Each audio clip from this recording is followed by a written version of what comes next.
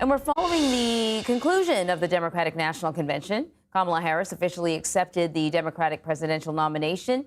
In her address, the vice president shared her life story while also taking several shots at former President Donald Trump. So for more on this, let's bring in our political panel, Montgomery, Alabama Mayor Stephen Reed, who is also a Harris 2024 surrogate and president of the African American Mayors Association. And of course, Leslie Sanchez, who is a Republican strategist and CBS News political analyst. Thank you for joining us. Let's start with you, Mayor Reed. Harris didn't just make her pitch to Democrats last night. I want to play a little sound.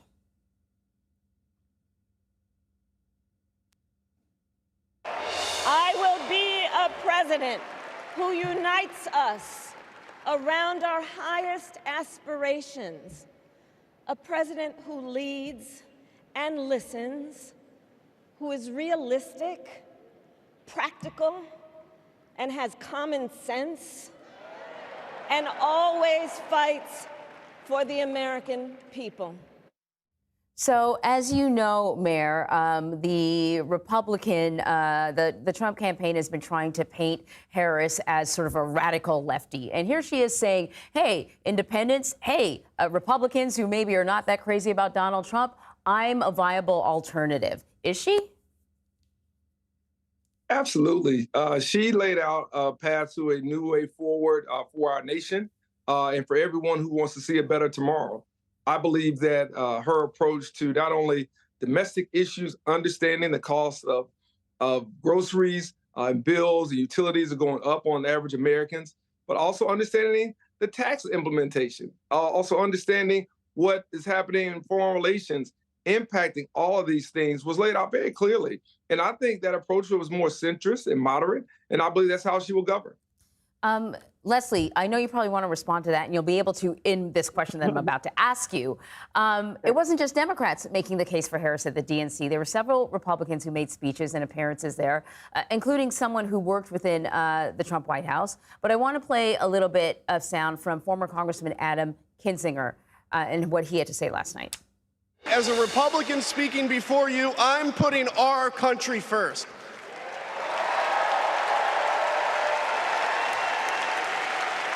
Because the fact is, I do belong here. I know Kamala Harris shares my allegiance to the rule of law, the Constitution, and democracy.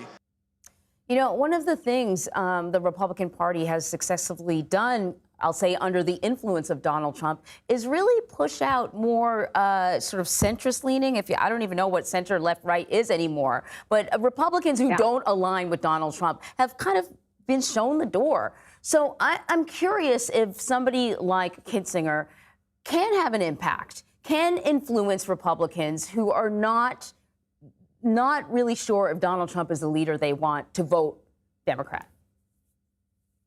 Anne-Marie, it's a really good question. And I think at another time, if we inserted ourselves in 1990, 1980, that could possibly be effective, but not today. Today's Republican Party is clearly Donald Trump's Republican Party. And I think that a lot of the never-Trumpers, the people that are confused about the new GOP, they like to harken back to Ronald Reagan, you know, the economic, the foreign affairs, the social conservative, the three-legged stool. They try to think about Bill Clinton and the working class and what his coalition looked like. Even you hear about former President Barack Obama's coalition and what he was able to assemble. Again, in today's politics, it's a different realignment. And that's what's happening in this country. You have a lot of working class, blue-collar workers, blue-collar voters who are disenfranchised, frustrated, I would say, with both sides of the aisle, and they like what they're hearing from the Republican Party. So there are many, like the congressman, who have left, who no longer feel aligned, and that is the freedom of this country to do that. But if they think they're going to have any influence, or you could argue the same thing,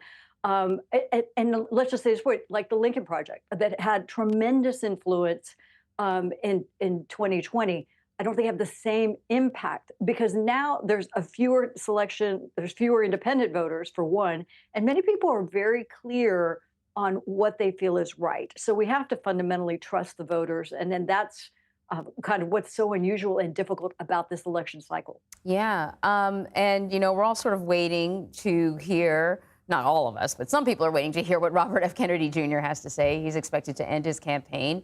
And there is an expectation, or at least some reporting, that he's going to throw his support behind Donald Trump. Mayor Reed, how do you assess the potential impact of a Kennedy endorsement for Trump? I think Kennedy is a non-factor. I think he's a sideshow. I don't think that Kennedy really is playing a role in this.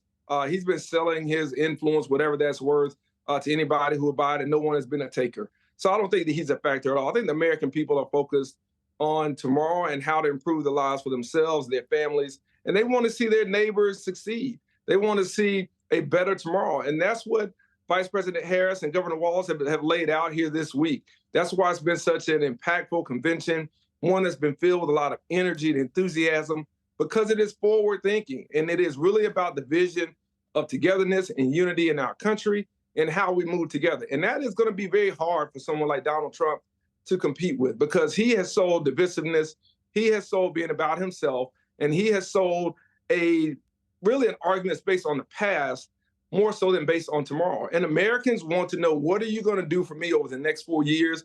And Vice President Harris laid that out excellently last night. Leslie, just really quickly, the mayor says RFK is a non-factor. The race is still incredibly tight. Is he a non-factor?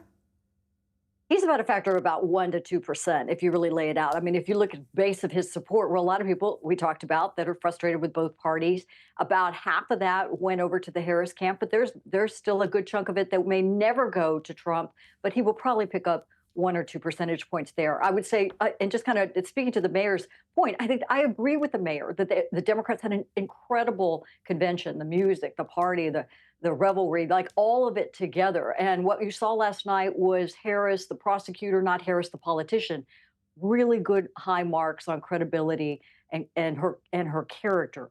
What is going to come out of this and where the debate is going to be is people cannot survive on hope and joy. That's not going to put food on their table. It's getting down to how this affects the middle class, and that the Republicans are going to have a tremendous amount of pushback, which is why it's going to continue to be incredibly like mano a mano until we get to Election Day. So true.